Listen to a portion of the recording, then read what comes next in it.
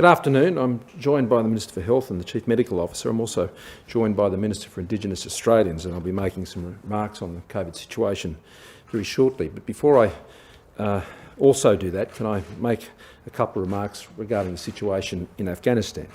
The situation in Afghanistan is extremely disturbing, very concerning, I know, to all Australians, and none more so than our veterans community right across the country. And in a moment I want to make some very specific remarks to our veterans. What I can assure you is that the National Security Committee of the Cabinet has been meeting every day. We met again this morning for several hours as we continue to finalise the operational plans that are already being swung into place.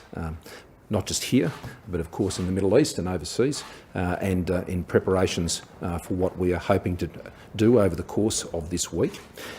As I said earlier, on Sunday, I don't propose to go into any of the details of those plans at this point, but I do intend at the appropriate moment to stand before you again and update you on the progress of those operations.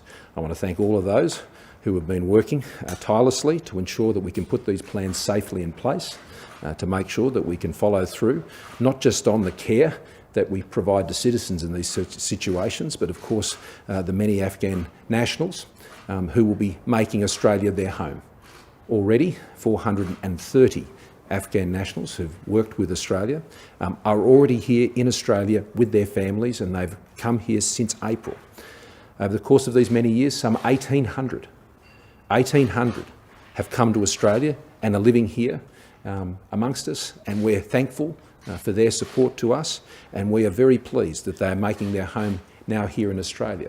There will be more that will be added to this number. There will be more that will be added to this number, not just through the locally engaged program that we've been running with a great sense of urgency, particularly this year, but in addition through our humanitarian program more broadly, which has the capacity to ensure that we can also take people through those channels. In a very torrid situation like we have in Afghanistan at the moment, it is changing by the day, and we have to be also very mindful of those who are part of these operations for Australia. We need to be mindful of the environment they're entering. What we have seen, and of course in the last 24 hours, is in the city of Kabul itself, while there may have been some stability, it's all relative when you're talking about a place like Kabul at the moment, some stability, the situation at the airport still remains a very difficult and challenging environment. But our Defence Forces, as well as DFAT, our Home Affairs officials and others, our health officials, are working closely together, not just for what needs to be done in the Middle East, but what will need to be done back here in Australia. And I also want to thank states and territories with whom we've been engaging to ensure that when we're able to have people returning to Australia, that we have the quarantine facilities and the places ready to go for that to be supported. I've been in touch with some premiers about that, but in most cases I haven't had to be. The arrangements are already there. This is a national effort. This is a call right across the country to support these operations, and I want to thank everybody for the important work they've been doing. Can I, though, say a few quite specific words to our Veterans Committee, who I know will be feeling these events incredibly sensitively. To the men and women of our ADF and Australia's veterans, I know today is a day of sadness and reflection for our Afghanistan veterans. It's a time of deep and uncomfortable questioning, and that is only right. We shouldn't hide from it. The scenes from Kabul have been absolutely heartbreaking. It's a sobering day for everyone, and particularly those who have given so much over the past 20 years, and most notably those 41 who were lost. I know the overriding concern of the veterans I've spoken to has been for us to protect those who worked alongside us in Afghanistan, that worked alongside you. 1,800 have already been brought to Australia, 430 just since April of this year, and more will come. I want you to know that we will continue to do everything we can for those who have stood with us, as we have to this day. But I want to talk openly to veterans that despite our best efforts, I know that support won't reach all that it should. On the ground, events have overtaken many efforts. We wish it were different.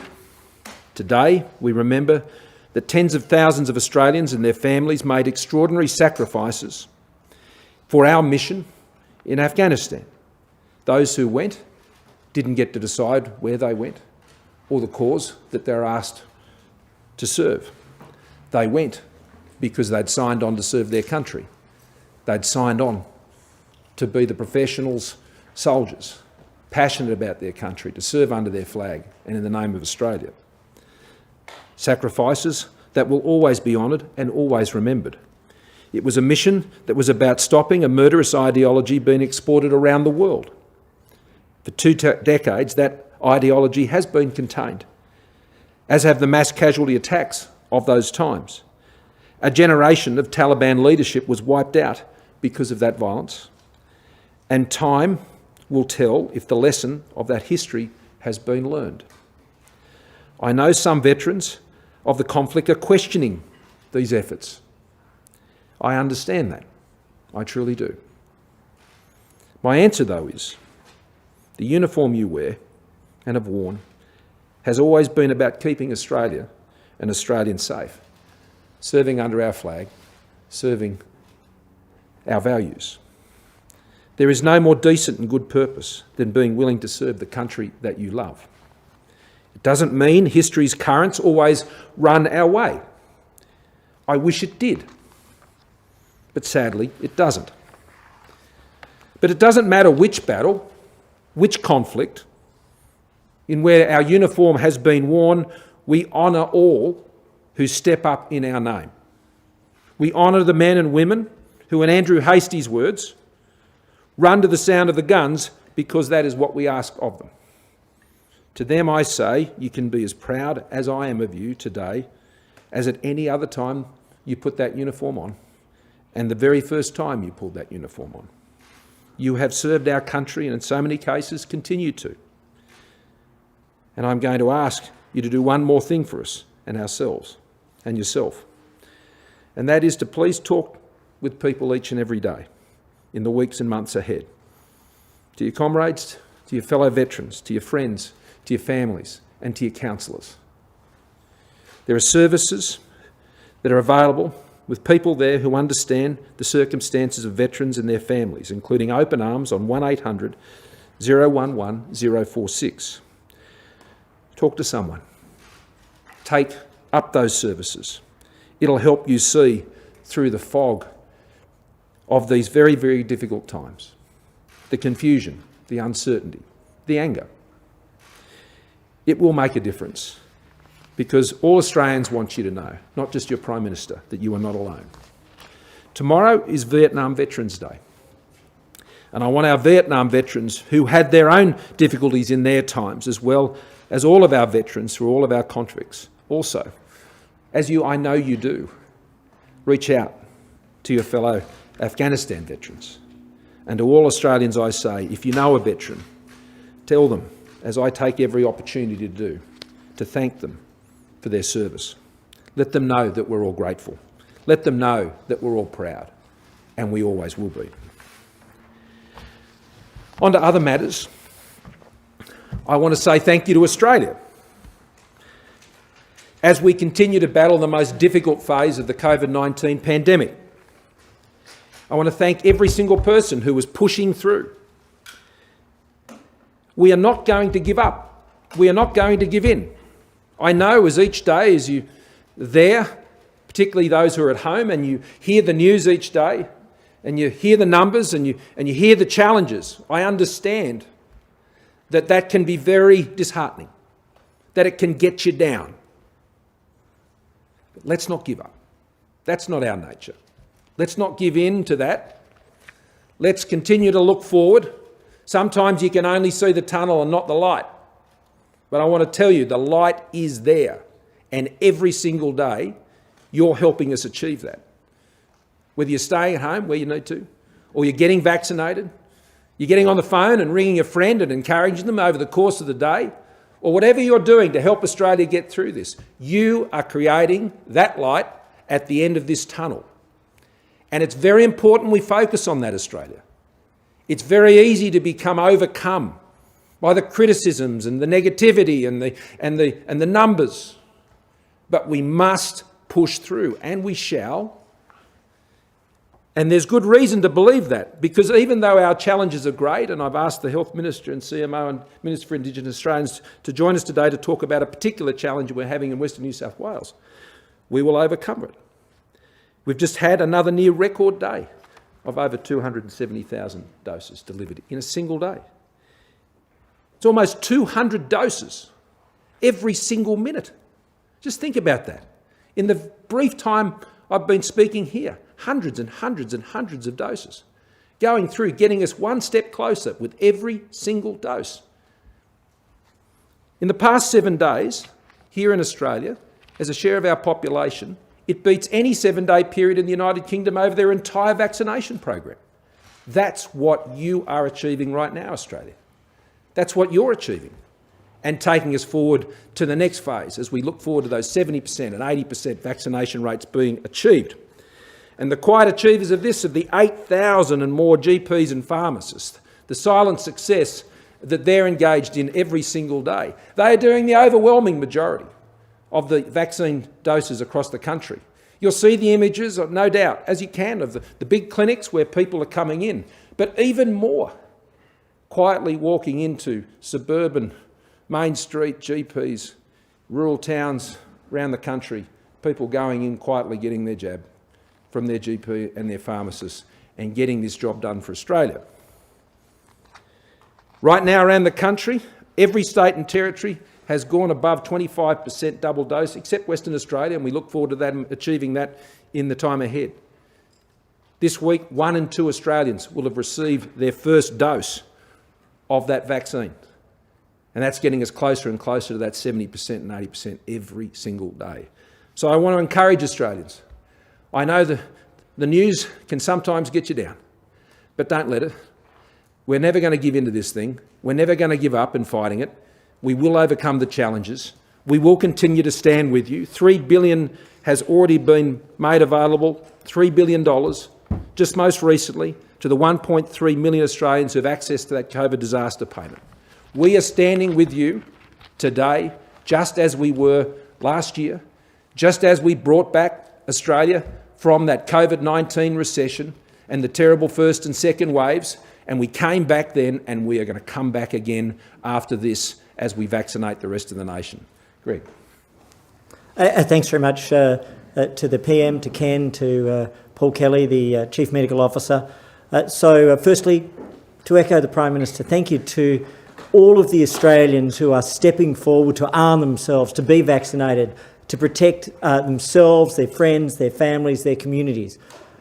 This is happening, as the PM says, in record numbers.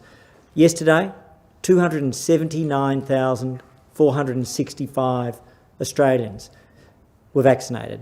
We believe that's the highest number, not just during the COVID vaccination program, but at any point in Australia's history for vaccinations in a single day. That's now over 16.6 million vaccines that have been delivered in total. And importantly, we've passed the milestone of over 10 million eligible Australians that have had their first dose. And that's the number that's immensely important, because it overwhelmingly leads to people having their second dose. And that's very heartening. And so to see that is a cause of thanks, but it's also a point to continue to urge Australians to come forward. But this week, we know that there are over 2 million vaccines in the field, and then there's the additional million from Europe, and I can give a brief update on that. The TGA has batch tested the first of the arrivals and approved it, and that's been released, and that's going to be distributed over the coming hours and days. And I think that will provide additional hope and help and support for people right around Australia, but particularly in New South Wales, particularly in Sydney, particularly in Western and Southwestern Sydney. In addition to that, the second of those flights from Europe is over Australia and due to land this afternoon with the additional 450,000 doses, Prime Minister. So that's all, I think, real cause for hope. Now, in terms of other elements, with regards to the response to the outbreak in Western New South Wales, and Ken and Professor Kelly will give additional detail, The Commonwealth is working very closely with New South Wales. I particularly want to thank New South Wales Health. There's a joint operations team led by Health at Commonwealth with the support of Emergency Management Australia and led by New South Wales Health. As a consequence of that, we will be dispatching 5 ADF vaccination teams. They will comprise up to 14 members. The first of those teams will arrive in Western New South Wales tomorrow, and others will arrive over the coming days. These teams will be made of up to 14 members, as I've mentioned, which will include medics, nurses, logisticians, a clinical lead, and they'll be hubbed out of Dubbo and they will work across the area. They'll support vaccination, but where swabbing or other activities are required, they're highly mobile, highly flexible, highly trained. In addition to that, the first AUSMAT team is expected to be dispatched within 48 hours. Professor Len Nataris, the head of the National Critical Care and Trauma Response Centre, is pulling those teams together from around the country, and the first of those teams will be dispatched in the next 48 hours, and that will be up to 5 teams over the course of the coming week. They will carry out a similar role, but in particular provide clinical support. So if there are any hospitals, any areas where the health services are in some way, shape or form impaired by furloughed workers or stressed, they're ready to step up. These are some of the absolute heroes and most extraordinary people in the Australian medical system, and they've helped us throughout the course of the last 18 months, and they'll continue to help us. The Royal Flying Doctor Service is providing additional services right across Walgett, Dubbo, Bourke. They're providing vaccine support in small communities. Supplies have included an additional 9,480 vaccines, but if more is required, more will be provided. Testing equipment is in place, additional point-of-care testing across Walgett and Bourke, across general practice respiratory clinics right through the course of Western New South Wales. And then finally, there's masks which have been made available in conjunction with New South Wales. 10,000 masks have been provided in these areas. If more is needed, more will be provided. But I do want to thank the Indigenous community, and they have been extraordinary. There are challenges, but they've shown an immense amount of spirit, but nobody's better placed to talk about that than Ken. Thanks, Ken. Thank you very much, Greg. Thank you, PM. Can I say I'm really pleased with the vaccination rates. At 30%, that's 169,000 Indigenous Australians have had their first vaccine. Another 15% have had both their doses, 69,000. But what is coming out and becoming very evident is our communities know the challenges, and already leadership is stepping up. And we're seeing straight talking happening, what it means. They're cutting through what they're seeing through media, and they're saying, stay at home, wash your hands. Whilst we have cultural considerations, they're making sure that they distance. And whilst the numbers are increasing, they remain optimistic that they will arrest it. And I was impressed with some of the local messages that are coming out from elders and leaders at the community level. You would have seen Riverbank Frank Doolan do a superb message about why it's important that you look after each other, why it's important that you take care and lean in and give the support.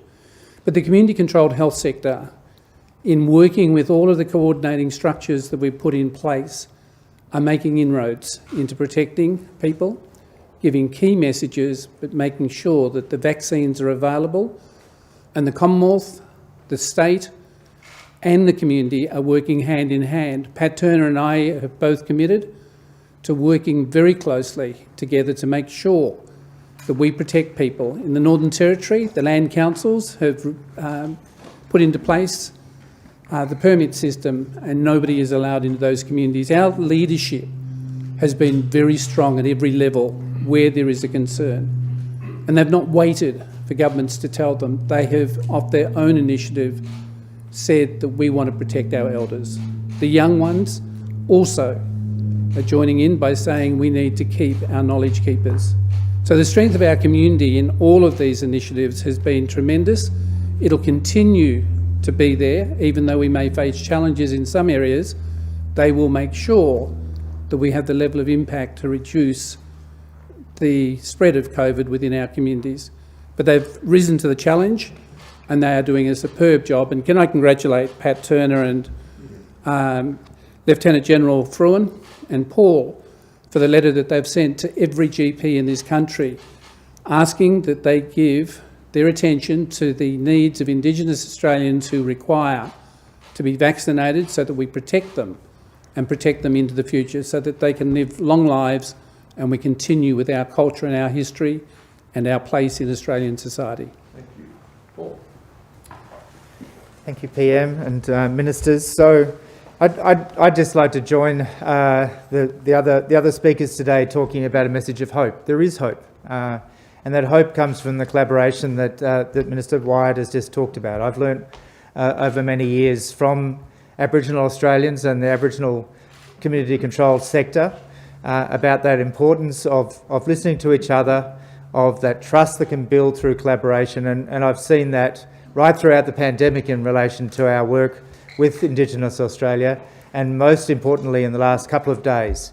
There's no question about who's in charge of what, who's responsible for what. Everyone is getting together and helping that emerging situation in Western New South Wales, which is very, very concerning. And so there is hope there, and the two ministers and PM have already talked to that about how that's working. That collaborative spirit has been a key component all the way through, not only throughout the medical profession, in the public health profession, in the Australian Health Protection Committee that I chair, who has met every single day for the last 3 months to talk through these things, to see how we can work together, and my great appreciation to them. But the key part of the hope is the vaccination program. I know we've talked about that many times before. There are many other things we need to do, but vaccine can be part of the solution. And mask wearing, I just remembered I'm still wearing my mask. I'll take that off. I've become used to it. So I just want to just very, very briefly mention the data from New South Wales. We had a look just in the last 24 hours about the vaccination status of the current outbreak in New South Wales. So this is based on information we have from not all of the cases, but from almost 6,000 of them. So we have information for 74% of the cases, which is just under 6,000. So where it's known, only 1% of cases were fully vaccinated. That is, 99% of the cases we've seen have not been vaccinated. Vaccination is the key. That's our hope. 3% were partially vaccinated and 4% were diagnosed within 3 weeks of receiving a single vaccination. The key message here is go and get vaccinated, particularly if you're in the older age group, but as Minister Wyatt has mentioned. But everyone, vaccination is available right now in many places very close to you.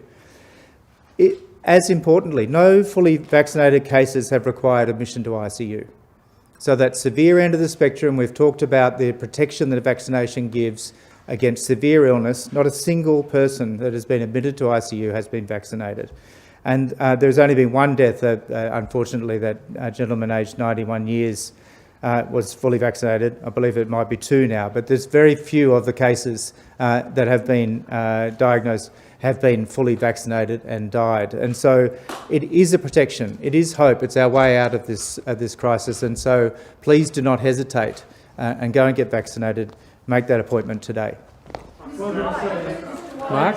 On Sunday you said, as a matter of principle, Australia will always fight for freedom. With the Taliban in control of Kabul, at least one of them boasting about being a former inhabitant of Guantanamo Bay, how do you tell a young girl in Afghanistan today, maybe a girl as young as your daughters, that this is what freedom looks like? Australians have been there for 20 years. And for 20 years, we've been able to seek to protect a generation. Australia doesn't act alone in these efforts. And the sad truth is that with the decisions that have been taken, that is not something that Australia can continue to do.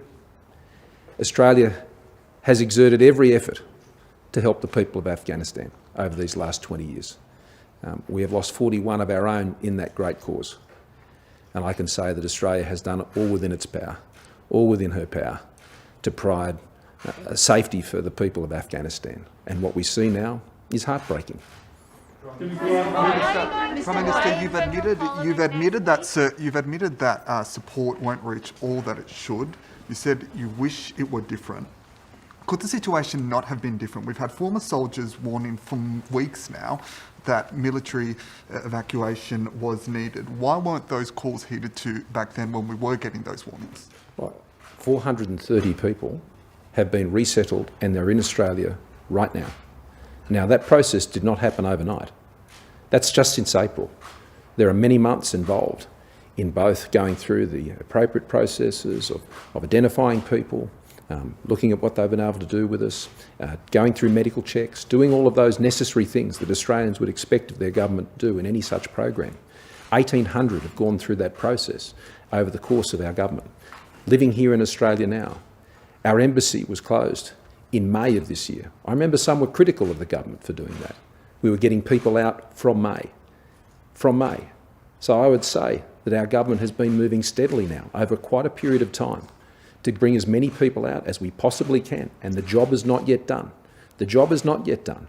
Now, in any circumstance, it's impossible to give 100% guarantees. That's all I was referring to. On visas, Prime Minister, can I ask you a question on visas and in particular temporary visas? Maurice Payne was very careful on radio this morning to say no Afghan visa holder will be asked to return to Afghanistan at this stage. Alex Hawke has also just issued a statement to say no Afghan visa holder currently in Australia will be asked to return to Afghanistan while the security situation remains so dire. It's very clear the situation in Afghanistan isn't going to improve. So why don't we allow those on temporary visas in Australia to apply for permanent residency and finally become Australian? We have no plans to be returning people back to those places where there's such terrible, terrible unrest, and they'll be able to remain here under those circumstances, under the visas they're currently on. That's a question. As for your predecessor, well, one of your predecessors, actually, it's been a few, Tony Abbott, in 2015. Issued 12,000 place spots for Syrian refugees. Will you do the same, given that one of the elements of the pandemic budget was that you actually reduced the humanitarian intake by 5,000 from 18,750 to 13,750? You've got plenty of space to offer a special intake for the people that Australia have a particular responsibility for. One of the things have been doing now for some time is there are those who have been able to come out under the locally engaged employees program. And I said 1,800 people and their families have already come out, some 430 just since April of this year. And the pace of that program has been running at a very high level. The only other time it ran as high as that, I remember it well. I was Immigration Minister at the time. It was back in 2013, and well over 500 visas were issued while I was Immigration Minister, getting Afghan interpreters and others who are working with our forces to Australia to safety. So we've done it before and we are doing it again. And then there are others who haven't been involved with Australia's operations like that. And what we have done is ensured that we can basically hand over case files that have been looked at in that context, and they are being processed through the humanitarian program. We do have a very strong humanitarian program. Indeed, only Canada's on a per capita basis is higher than Australia's. And the rates that we have had, I think Australia can look very favourably on. I mean, our communities have people right across the country who have come out under our humanitarian program. Indeed, they were celebrated as champions at the most recent Olympics. People have come through that. People who have come through that program. And so what I'm suggesting is we are considering all of these issues. But I'll tell you what I'm focused on right now. Right now, I'm focused on the very desperate situation that exists in Kabul right now, and making sure that the operations that we are mounting are successful, that those Australians who are involved in those operations are doing it in a way which is both protective of their safety, but also getting the mission done. And so the government is very focused on that right now. That is the operational priority right at this moment. That is why the National Security Committee I'm chairing every single day as we oversight these operations and make sure that job gets done. There are many other issues, Andrew, you're right, that need to be then considered as we go forward, and they indeed will be.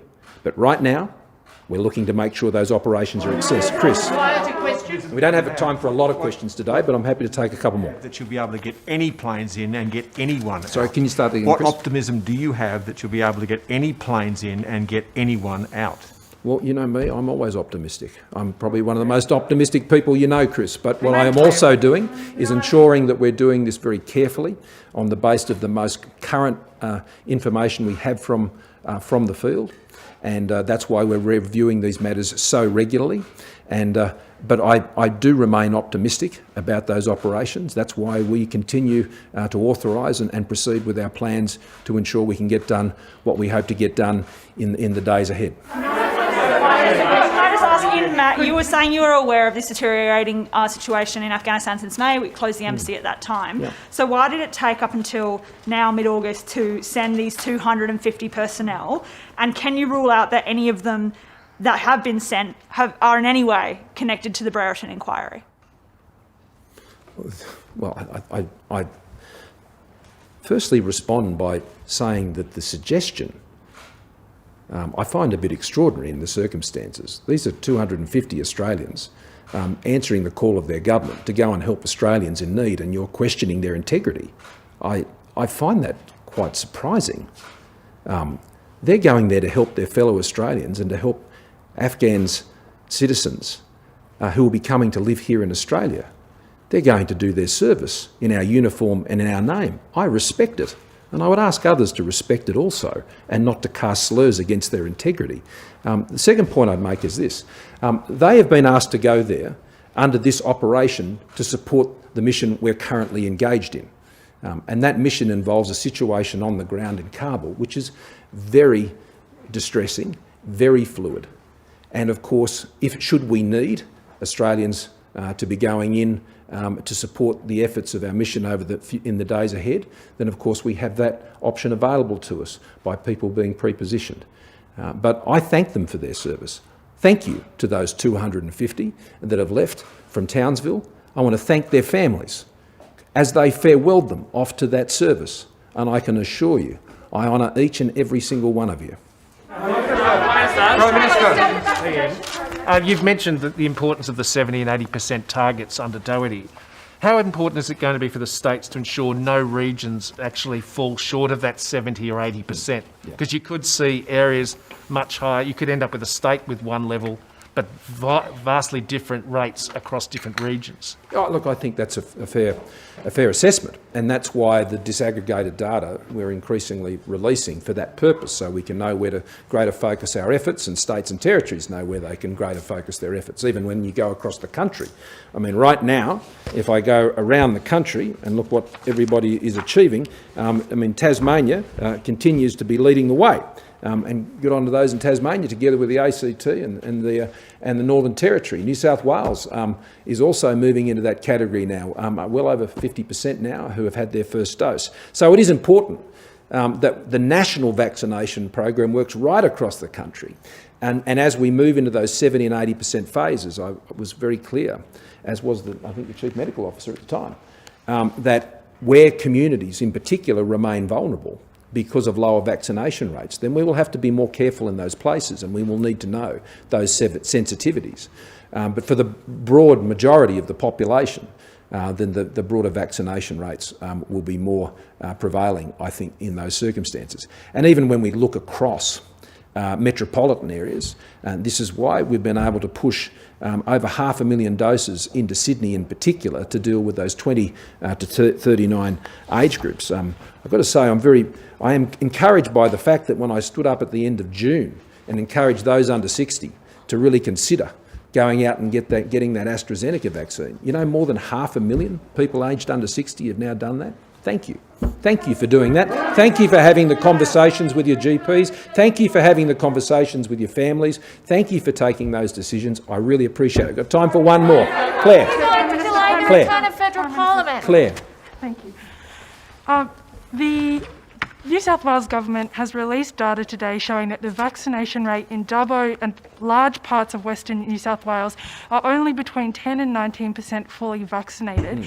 How is it possible that these regions with such a high concentration of priority recipients are so far behind, and has this put them in a worse place to now battle these outbreaks of virus? And I'd like to hear Minister Wyatt as well. I'll let the Chief Medical Officer respond to that one. It is challenging in different populations to have higher rates of vaccination. Some communities are more challenging. Their remoteness and many other issues play into that. And of course we want those vaccination rates to be as high as they possibly can, and the Minister has already commented on all the things we're doing to try and achieve that, and the support we're getting from communities. And we just continue to seek to encourage those communities to work with us in those efforts. But it is concerning to us what's happening in Western New South Wales. Of course it is. Of course it is. And that's why the additional resources and efforts and doses and masks and AUSMAT teams and all of this are being provided to ensure that we can address that situation. We do see it as a serious situation, and we're moving quickly to work with the New South Wales Government to address it. But Paul? Minister Hunt had mentioned many of the things that have been now done to address that issue. Rather than looking backwards, let's look forwards. Let's look what's happened in the last few days. Extraordinary efforts.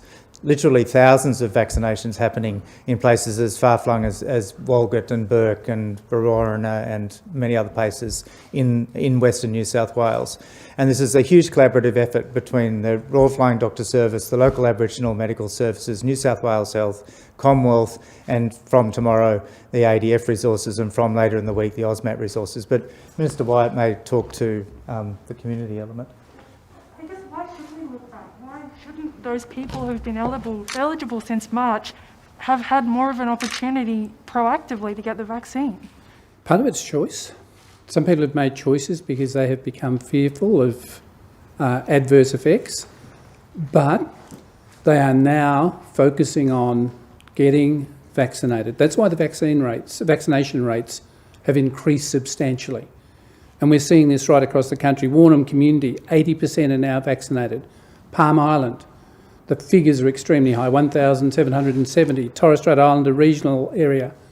People are now believing that it is time for them to take the proactive action. And the elders and the leaders are ensuring that the straight messages, straight talking is now part of what the community are hearing. But shouldn't you have been more proactive before, because we knew these people were so vulnerable? They were at the front of the queue. Surely the messages should have been got out strongly before. Michelle, the messages were going out through Aboriginal media. They were about the importance of becoming vaccinated. They were important about keeping families safe and mobs safe and communities safe. But in some places, they thought that they would be fairly distant from what was happening in capital cities. There is now a realisation that this virus can travel anywhere because of the movement of people. Most communities don't have the volume coming through, so there is that sense of secureness within their remote communities. This has now changed, and it's a game changer, and that's why we're seeing the stepping up.